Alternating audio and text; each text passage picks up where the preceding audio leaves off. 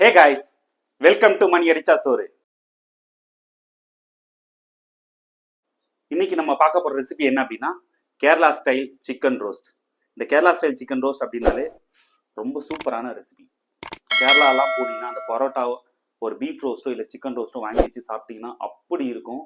அதுவும் எஸ்பெஷலி சப்பாத்தி, இட்லி, தோசை, ஒரு ரசம் சாதம், ஒரு தால் இதுக்கெல்லாம் வச்சு சாப்பிட்டீங்கன்னா இன்னும் அல்டிமேட்டா இருக்கும். இது பார்த்தீங்கன்னா பார்த்த உடனே சாப்பிடணும்னு தோணும். அப்படியே அந்த ட்ரையா இருக்கும்போது அவ்வளோ டெம்ப் பண்ணும் நம்மள. இந்த கேரளா ஸ்டைல் சிக்கன் ரோஸ்ட் எப்படி ரொம்ப ஈஸியாக செய்யலாம், இதுக்கு என்னென்ன பொருள்லாம் தேவை, எவ்வளோ குவான்டிட்டியில் வேணும் அப்படின்னு எல்லாமே இப்போ பார்த்துலாம் வாங்க. ஸோ இதுக்கு தேவையான பொருட்கள் என்னென்ன காமிச்சிடுறேன். சிக்கன் 600 கிராம், 3 மீடியம் சைஸ் வெங்காயம், 1 ஸ்பூன் இஞ்சி பூண்டு விழுது, 2 spoon plain chilli powder, 1/2 spoon மஞ்சத்தூள், 1 ஸ்பூன் தனியாத்தூள், 1 பச்சை மிளகாய் பொடியா நறுக்குனது, உப்பு தேவையான அளவு. இவ்வளவுதான் இந்த இன்கிரீடியன்ட் செய்யறதுக்கு, இந்த சிக்கன் ரோஸ்ட் செய்யறதுக்கு தேவையான பொருட்கள். இப்ப எப்படி செஞ்சிடலாம் பார்த்துலாம் வாங்க. இப்ப பாத்தீங்கன்னா ஸ்டவ் ஆன் பண்ணியாச்சு. இதுல ஒரு 8 ஸ்பூன் எண்ணெய் ஊத்துறேன். இந்த சிக்கன் ரோஸ்ட் பாத்தீங்கன்னா கேரளால தேங்காய் எண்ணெய் யூஸ் பண்ணி செய்வாங்க. நமக்கு இங்க தேங்காய் எண்ணெய் யூஸ் பண்ணா அவ்வளவா பிடிக்காது. ஸோ அதனால நான் எப்பயும் போல சன்ஃபிளவர் ஆயில யூஸ் பண்ணிக்கிறேன்.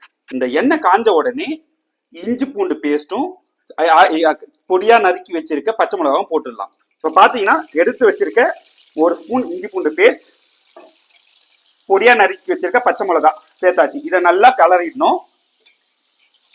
இது கொஞ்சம் வதங்கிட்டோம். இது ஏன் நான் இந்த இஞ்சி பூண்டு பேஸ்டும் பச்சை மிளகா இதே போடுறேன்னா இதோட பச்சை வாசனை சீக்கிரம் போகும். நிறைய பேருக்கு ஒரு டவுட் இருக்கும், இஞ்சி பூண்டு பேஸ்ட் வீட்டில் அரைக்கும் போது எவ்வளவு இஞ்சி போடணும் எவ்வளவு பூண்டு போடணும்னு. எப்பயுமே பாத்தீங்கன்னா இஞ்சி அதிகமா இருக்கணும்.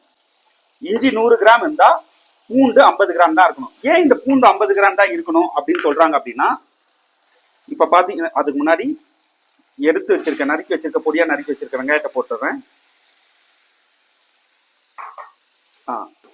ஏன் நம்ம எப்பயுமே இஞ்சி அதிகமா இருக்கணும் பூண்டு கம்மியா இருக்கணும்னா, இஞ்சை விட பூண்டுக்கு அந்த பிளேவர் அதிகமா இருக்கும். ஸோ பூண்டு ஈக்குவலா இருந்தாலோ இல்ல அதிகமா இருந்தாலோ அதுதான் டாமினேட் பண்ணும்.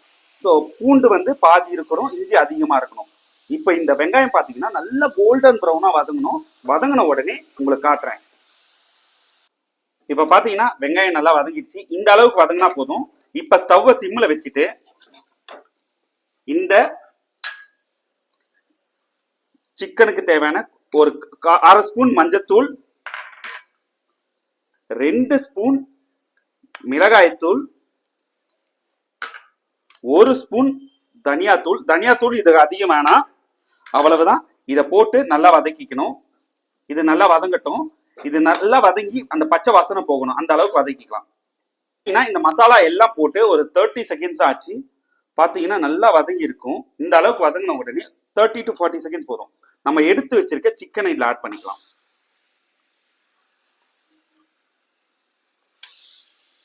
இந்த சிக்கனை ஆட் பண்ணிட்டு நல்லா மிக்ஸ் கொடுத்துருங்க.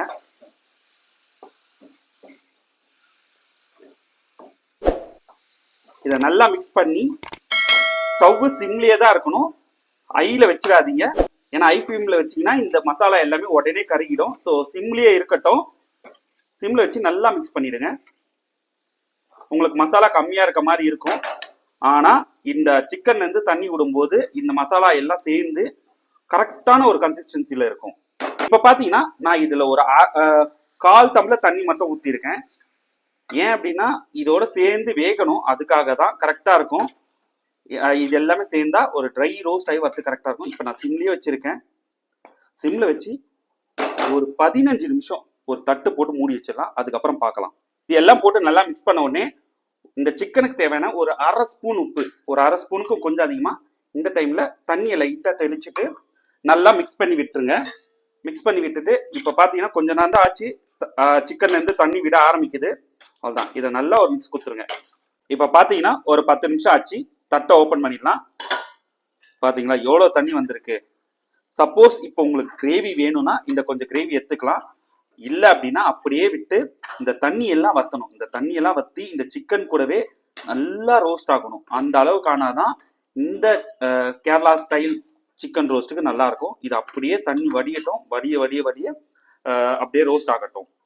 அதுக்கப்புறம் நம்ம பார்க்கலாம். இப்ப ஓபன் பண்ணி பார்க்கலாம். தண்ணி ஆல்மோஸ்ட் வத்திடுச்சு. இந்த டைம்ல கொஞ்சம் ஹை ஃப்ளேம்ல வச்சு வதக்க ஆரம்பிச்சிடலாம்.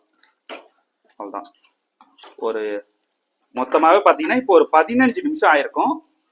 தண்ணி ஆல்மோஸ்ட் வதங்கிடுச்சு. சிக்கன் வெந்துடுச்சா பார்த்துடலாமா? இப்போ பாருங்க, சிக்கன் வெந்துடுச்சு. இப்போ ஹை ஃப்ளேம்ல வச்சு நல்லா வதக்கலாம்.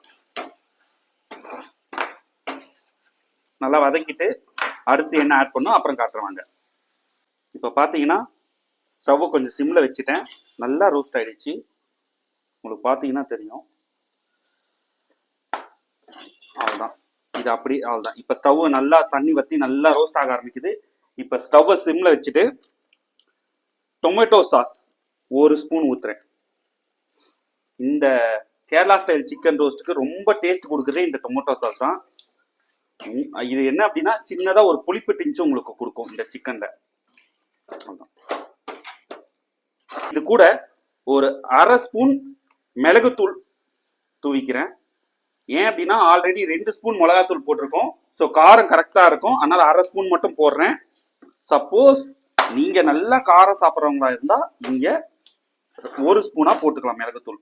எனக்கு காரம் நார்மலா தான் சாப்பிடுவேன். ஆனா இதுவே கொஞ்சம் எக்ஸ்ட்ரீம் காரமா தான் இருக்கும். இந்த ரோஸ்ட் வந்து காரம் நல்லா இருந்தாதான் நல்லா இருக்கும். கொஞ்சம் காரம் ஒரு தூக்கலா இருக்கும். ஏன்னா இதை மோஸ்ட்லி அங்க எப்படி சாப்பிடுவாங்கன்னா பரோட்டாக்கு சாப்பிடுவாங்க, இல்லைன்னா கஞ்சிக்கு வச்சு சாப்பிடுவாங்க. இப்ப நம்ம சப்பாத்திக்காக நான் இதை சைட் டிஷ்ஷா செய்யறேன். ஸோ அவ்வளோதான். இங்க பாருங்க எப்படி ரோஸ்ட் ஆயிருக்கு. அவ்வளவுதான். இது இப்ப ஸ்டவ் ஆஃப் பண்ணிடலாம். ஸ்டவ் ஆஃப் பண்ணிட்டு மேல கொத்தமல்லி தூவிடலாம்.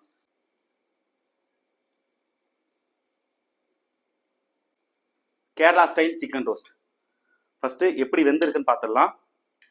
பாருங்க பா,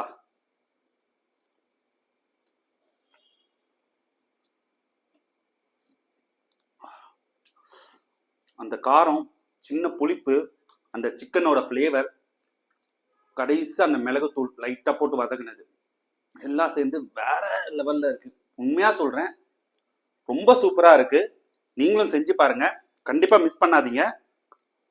நீங்களும் செஞ்சு பாருங்க. இந்த வீடியோ உங்களுக்கு பிடிச்சிருந்தா லைக் பண்ணுங்க, கமெண்ட் பண்ணுங்க, உங்க ஃப்ரெண்ட்ஸுக்கு ஷேர் பண்ணுங்க. அண்ட் மறக்காம மணி அடிச்ச சோறு சேனலை சப்ஸ்கிரைப் பண்ணுங்க. உங்களுக்கு வேற என்ன டவுட்ஸ் இல்ல உங்களுக்கு இந்த ரெசிபி எனக்கு ரொம்ப நாளா செஞ்சு பார்க்கணும் ஆசையா இருக்கு, எனக்கு தெரியாது அப்படின்னா அந்த ரெசிபி சொல்லுங்க. கண்டிப்பா எனக்கு தெரிஞ்சா நான் அதை பண்ணி போடுறேன். அடுத்த வீடியோல பார்க்கலாம். பாய் பாய்.